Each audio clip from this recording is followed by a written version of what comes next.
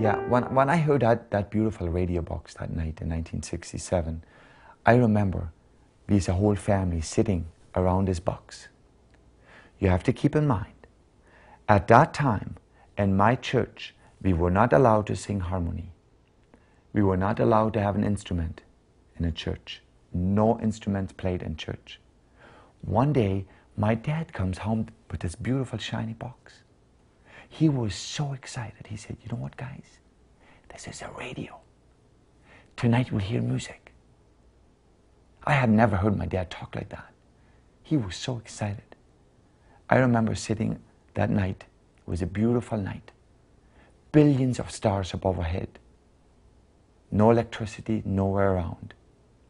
That night, when my dad turned his box to a certain direction, when he pulled that little knob over, there it was. The most beautiful noise we ever heard in our lives. Music.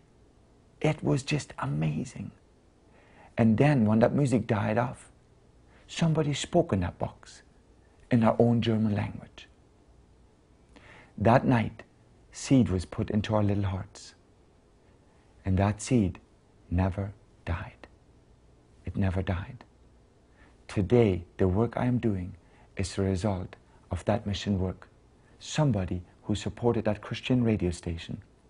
It came to us from 8CJB World Radio, from Quito, Ecuador, the voice of the Andes Mountains of South America, and changed the whole family that night, forever.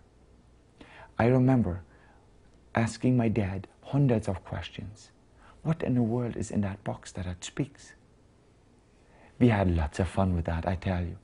My dad said, there are people sitting in it. Well, he was just joking. But we as little children, we thought it was dead serious business. I remember laying behind that box later, looking into those little holes. We saw all kinds of little people standing there and talking loud. I had never dreamt in my life at that time that one day I would have the privilege to play through that Christian radio station in Quito, Ecuador. They have played my music for years. I have done today many, many fundraisers for 8CJB World Radio.